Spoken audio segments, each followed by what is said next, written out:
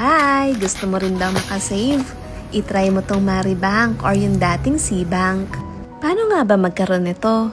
Sobrang dali lang, hindi mo na kailangan lumabas ng bahay. I-download mo lang yung Maribank app at pwede ka na mag-register.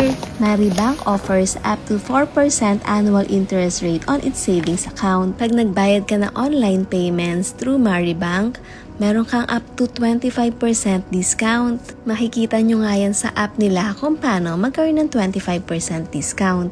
Kung mahilig ka naman mag-travel abroad, perfect ang Maribank sa'yo. May 3% cashback when you shop abroad.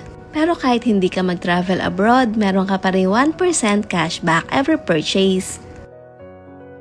On bills payment naman, meron kang up to 50 pesos cashback. Pag scan and pay to merchant naman, meron kang 2 pesos cashback. Pwede ka nga rin dito mag-loan at madali lang mag-apply kasi hindi mo kailangan ng physical documentation. Meron nga rin silang sample loan calculator para makita mo kung magkano yung babayaran mo. No hidden foreign exchange fees nga rin to abroad. O diba, malaki ang masasave mo kung may Maribank ka?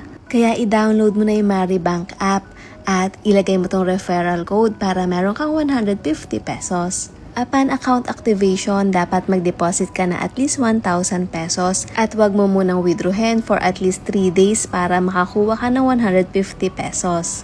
Make sure nakalagay itong referral code para makuha mo yung free money.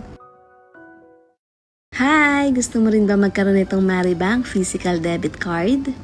I-download mo lang yung Maribank app at mag-open ka na account. Ilagay mo lang tong referral code. Mag-deposit ka sa account mo na at least 1,000 pesos at wag mong withdrawin for at least 3 days. Mag-earn ka ng 150 pesos at pwede ka na mag-request ng physical card.